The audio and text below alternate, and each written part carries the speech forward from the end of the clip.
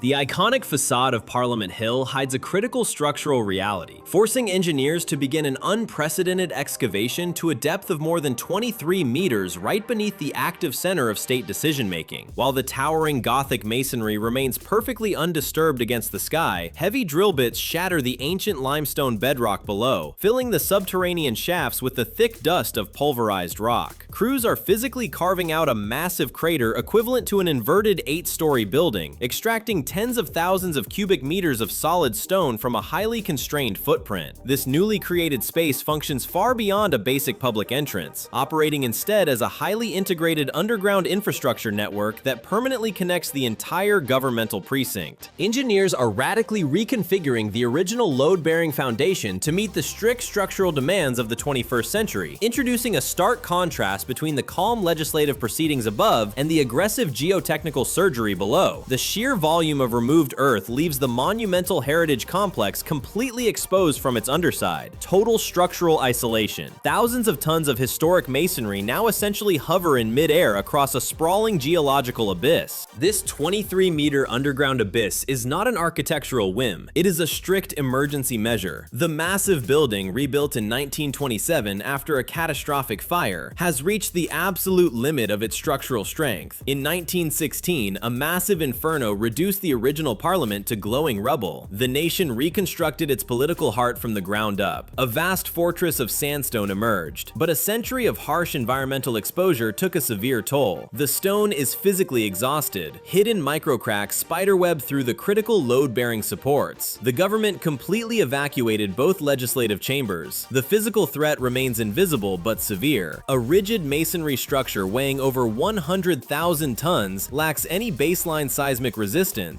A moderate earthquake would snap the brittle load paths instantly. Total structural failure. Engineers conducted a deep diagnostic scan of the aging infrastructure. The structural data left zero room for debate. The historic support configuration revealed a fatal non-compliance with modern engineering safety standards. Decaying structures from 1927 faced collapse. Engineers approved a $5 billion modernization program. This massive budget rivals a large hydroelectric station. The timeline spans one full decade. This is the nation's largest heritage conservation project. Engineers dissect the building step by step. 3 strict phases, 0 scheduled deviations. Stage 1 enforces total internal deconstruction. Crews extract hazards. Stage 2 dictates heavy structural reconstruction.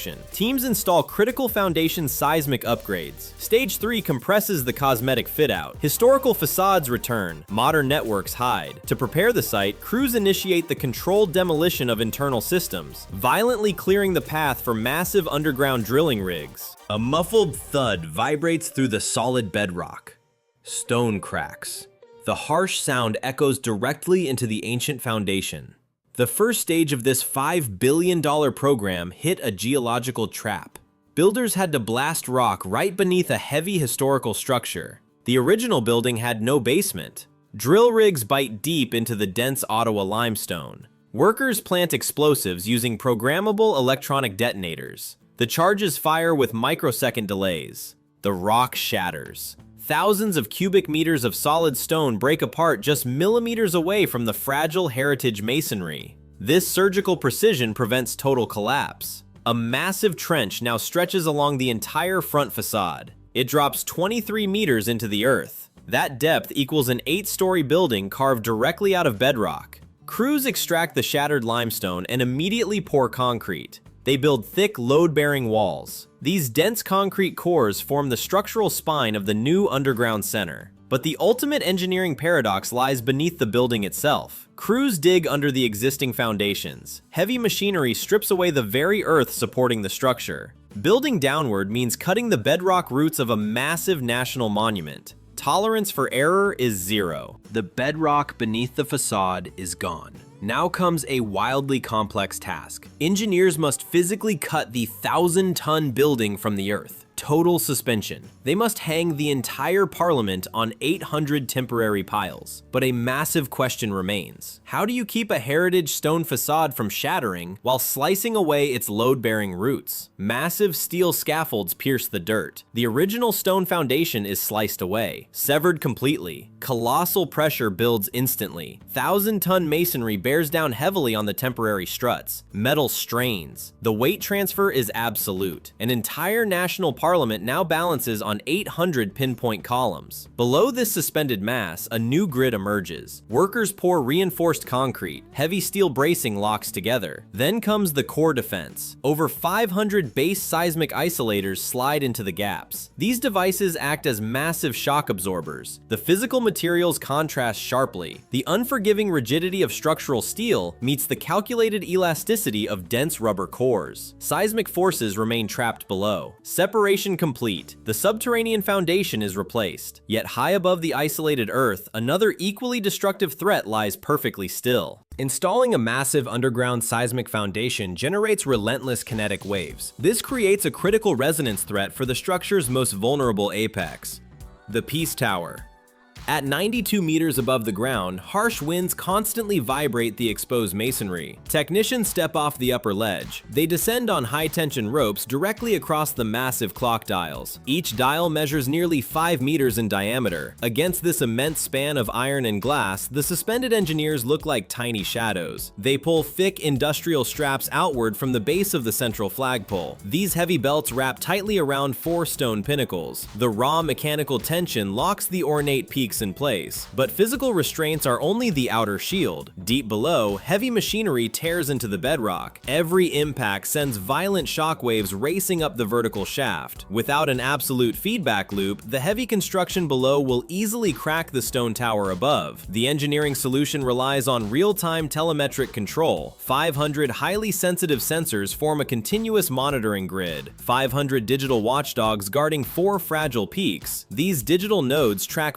movements down to the millimeter. If the deep excavation pushes the kinetic energy past allowable limits, the network detects the anomaly instantly. Surpassing this strict vibration threshold forces an immediate structural shift. The century-old stone breaks apart. While 500 sensors on the Peace Tower actively monitor structural macro vibrations, engineers along the scaffolding confront an entirely different threat at the micro level. The physical degradation of 365,000 exterior stone blocks jeopardizes the integrity of the century-old facade. Carbon deposits and environmental pollutants have deeply infiltrated the porous sandstone over decades of harsh atmospheric exposure. Traditional mechanical cleaning methods carry an unacceptable potential for catastrophic surface damage. Abrasive sandblasting or chemical scraping would aggressively strip away the accumulated grime while simultaneously destroying the protective natural crust of the historic masonry. One heavy pass ruins the irreplaceable stone. To eliminate this risk, technicians deploy advanced high-energy laser ablation technology across the vast exterior envelope. The specialized equipment emits concentrated light pulses calibrated to the exact absorption frequency of the dark pollution layer. The embedded dirt absorbs the extreme thermal energy and instantly vaporizes into a microscopic plasma plume. Because the pale underlying heritage stone reflects this specific wavelength, the masonry remains perfectly intact beneath the intense beam. This surgical precision replaces destructive friction with pure photonic energy, eradicating decades of decay without transferring a single ounce of mechanical force to the fragile walls. As the outer exterior undergoes this meticulous thermal purification, the internal spaces transform into a massive logistical extraction zone. Conservation crews orchestrate the systematic cataloging and removal of 20,000 individual heritage assets from the site. The sheer volume of extracted material rivals the permanent inventory of a major national museum, emptying out heavily ornamented functional corridors and historic legislative chambers. In parallel, specialists carefully dismantle 250 massive stained glass windows, securing each fragile colored pane to preserve its original chromatic properties and structural leaded framework. With the fragile artifacts safely relocated to climate-controlled vaults, heavy demolition teams advance through the hollowed interior footprint. Workers systematically tear down heavy partition walls, rip away secondary concrete slabs, and dismantle kilometers of outdated mechanical service service shafts. The aggressive deconstruction process relentlessly removes every modern structural addition and non-essential architectural layer from the core. They strip the historic interior completely bare, violently tearing away the internal architectural flesh until they expose the dark primary load-bearing steel skeleton. Stripping the main load-bearing skeleton demands seamless integration.